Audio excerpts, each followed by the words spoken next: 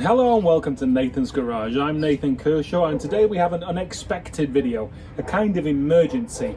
The XR is going to be my daily driver. Was automatic. I was very happy with that, handled great with all the modifications I've done to it, and auto was fine for now. Then she decided to either push the front seal out of the transmission or whatever happened, and the bell housing would fill up with transmission fluid, and every time it would brake it would empty itself out, and then when it got even hotter it just pumped out constantly, and then the mist came up behind the car and covered the back of the car in ATF. So I needed to make a change. And now obviously I'm not going to spend any money on the auto, so a manual swap had to happen, which is what we're doing now. You've actually joined me mid-job. I did start about a week ago and I've been accumulating parts and waiting for parts to come in and all that good stuff. We're nearly completely broken down and we're nearly ready to start putting everything back in. So let's show you what came out and what's going in. Old stuff first. Look at that. C3 of horribleness out. All good. Rear main seal. That was definitely a butt puckering 20 minutes to get that out. And new stuff. T5 loveliness. So bell housing and transmission, cross member, new flywheel, new clutch, ARP flywheel bolts, ARP, release bearing, transmission mount, big pile of crap because it rained so everything came in. Quick update, rear main seal's in, new one. I should have used the old one as a driver and the new one did take a fair amount of abuse, so it would not surprise me if it leaked. Such is life. So flywheel is on, ARP bolts. I was going to put Loctite on them, but ARP specifically says use their grease. So did that and talked it to £70, which is what they said. XR4Ti forums and all that kind of stuff said like 64, so seems about good to me. Dowel pins are in the flywheel. I remembered to put the crap guard on, which I've several times I've forgotten about, and put the flywheel on and forgotten that. And that's my homemade flywheel holding tool that I actually made for a clutch job on a 2000 Mustang GT, which was possibly the worst job I've ever done. Never going to do that again, but it came in handy. Progress. Yet more progress. Fully in, blue Loctite, 8.8 bolts, all the good stuff. I hope I've put everything in the right way. It only seemed to be able to go in one way, but we'll soon find out, I guess. And there's more. When I got this off Jeff Esteban, whose car you all saw and loved, obviously, it didn't have this pivot thing. And Chip, who is the owner of Big R Motorsports, and I'll put some links up for both Jeff and Chip because they both service the 2.3 world. He told me there was one in a scrapyard, so got that. This is usually what's called a dog bone, which is a cable with two balls on either end, which tends to snap. So apparently this is a kind of upgrade, and I've gone 2 inches, which seems to be the length, blah, blah, blah, all greased, all good. That dog bone has been in this garage for about 10 years, and I just saw it by chance. I was actually going to make something. That worked out big time. So everything's greased in here, pivot's greased, release bearing is on, and then transmission. We have all the silicone cleaned up off there, new seal in the back, new seal in the front, this all cleaned off, rust all cleaned off the splines, so that's ready to go in. So next, bell housing on, because Borg Warner did this amazing thing for us where they separated the bell housing from the transmission and they put the fixing screws in from the outside. So you can put a bell housing in first, then the transmission. Automatic shifter. Okay, so we have the T5 here. New seal on the front. Oh joy, my neighbour has started redistributing his own dust with his own blowing machine. Awesome. So front seal's redone, back seal's redone. Haven't checked any of the fluids yet, I'll do that when I get it up. New mount, cross member transmission mount thing. Put a thin bit of lithium grease on the tube that the release bearing slides on, because that's not going to spin. The Sachs clutch came with grease for the splines, so I put that on there, and a bit of lithium as it goes into the pilot bearing. Now, on Merkur, and I do love going back to Merkur because it's kind of like the early days of XR modification, everybody discovering everything. One top tip that was on there was get 2 bolts, chop the heads off, make sure they're 100mm long. My hardware store had 75 and I don't know, 50, but I hope they're better than nothing. So chop the heads off, put them into the bottom of the bell housing so that when you're putting it in on your own, as I am, there will be a guide for the bottom and a bit of a support as well, so you can wiggle the input shaft into the actual clutch disc. All sounds great in theory, doesn't it? Well, guess it's time. This is second attempt at the transmission. I did actually record the first one, but it was on slow-mo on the phone, unfortunately, so that got erased.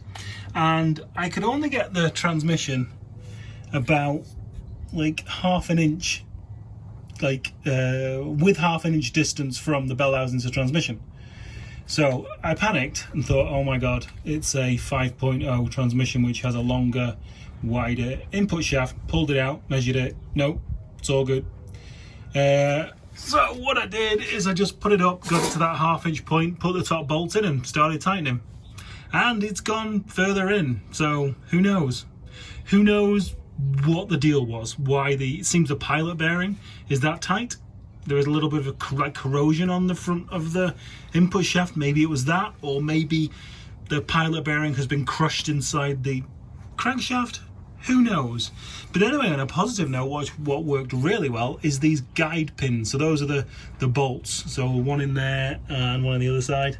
And then I cut a slot in for a screwdriver and just wind them out now, and then put bolts in and bolts in the mounts. And who knows if it's gonna work? Well, it's officially in for the first time. Not super tightened everything up just as yet, but yeah, mounts in, transmission is in, it's shoved up against something hard inside. Let's hope they play nice together. That's the shifter position, so you have to come in here and trim some of this stuff to get the T5 shifter to bolt up here. So that's everything for today. Tomorrow the starter will go back on, all the braces, front sway bar, all that kind of stuff, get that buttoned up. Shifter will get on, trim pieces will be back in. I'll probably pull the pedals, the auto pedals. The manual pedals should have been here yesterday, and they're kind of semi-lost because USPS is awesome. Not a bad day, bits and bobs as always. So shifter's in. I'm going to bring the shifter up and back, make an adapter with some steel tomorrow, make a closing plate of my own and use the bolts. Those are captive nuts that I've been able to keep. I'm not going to use any of that stuff because it just doesn't fit. Pedals are in and all done tickety-boo. Trim is all going to go back in tomorrow, obviously. Cut a hole in a little blanking plate behind where the clutch cable goes in. And then I ground down the end of the clutch cable to go in the XR4Ti pedal box clutch cable tube. Right, so I'm going to oil this cable tomorrow because I'm a tight arse and I bought it from the scrapyard and it's a bit stiff. So I'm going to get that oiled. Still on with the clutch. So what I've done here, shot down to Chip's house, picked up one of them, Clevis, and also I got a dog bone off him. Now I know it's a failure point and the bolt I had in before was better, but until I know that this clutch is working and set up, I'm going to go with the factory Ford length and setup of things until I figure out everything's right. Any variables on setup involving adjustment, I usually mess up. So let's go to factory settings, and you can see my beautiful split pin down there. which is a nice bent nail. So I'll get one of those tomorrow. But now, let's see if the clutch works. Not gonna lie, I really am nervous about this because the last sort of half, 3/8 of an inch of the transmission going onto the back of the engine, I had to tighten in with the bolt. It wouldn't go by hand. So hopefully nothing's been compressed, crushed or jammed in that process. Let's just hope it's tight. So on the top of this clutch pedal is an adjuster, a pawl, a plastic ratchet. So I've now got to put the cable on and then it's supposed to adjust itself and be amazing and work first time. We are doing this together for the first time, first press. It's supposed to adjust, doesn't feel like it's adjusting, and seems to be loads of play. Oh no, why, pray tell? What's all that free play about? Oh, shit. On the clutch, with the clutch quadrant thingy adjusting itself all the way to as if the cable's stretched or the clutch is worn, I still wasn't getting a full throw or full disengagement of the pressure plate. So I thought for $25 I'll buy a 5.0 clutch cable and just see if there's any differences. And there are. Don't know if it's going to work yet, but there are.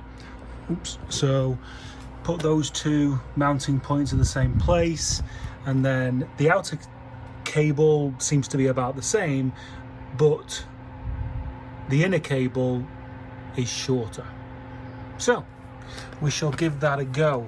What I may do, I don't know, this is where it goes to the bulkhead, and I may see if I can leave this on as opposed to, you know, inserting that all the way in, just to keep more kind of distance in the actual cable itself, if that makes any sense whatsoever. Anyway, we'll see how it works. Right, ladies and gentlemen, boys and girls, we are doing this together. Are you ready? So it's adjusted right now. Okay, let me push the quadrant round. Take two. Come on, adjust yourself. Why are you not adjusting yourself? Take three.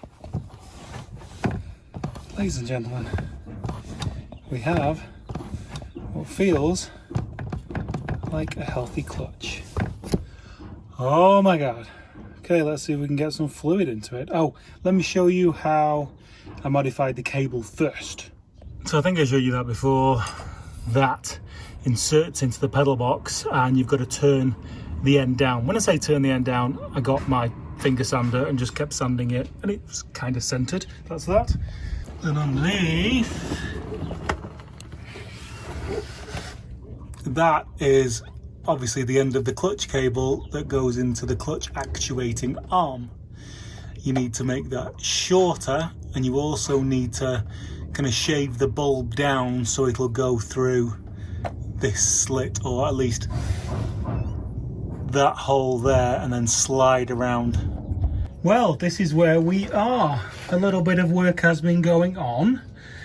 Bell housing has been clearanced for the sway bar because it was touching. 'Tis no more.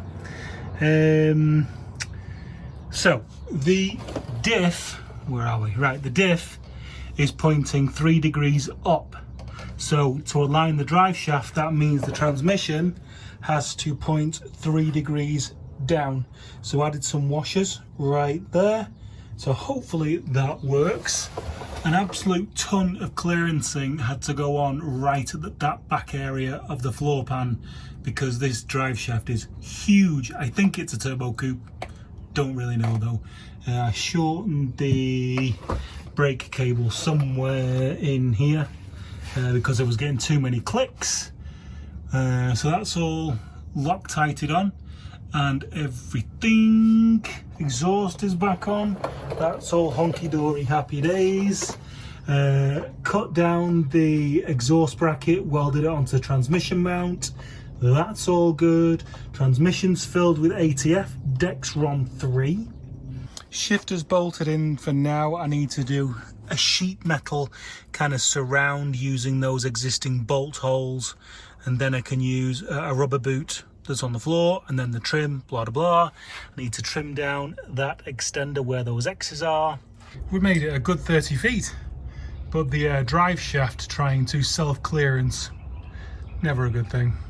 For all the XR specific people out there, the neutral safety switch is black and red and black and blue.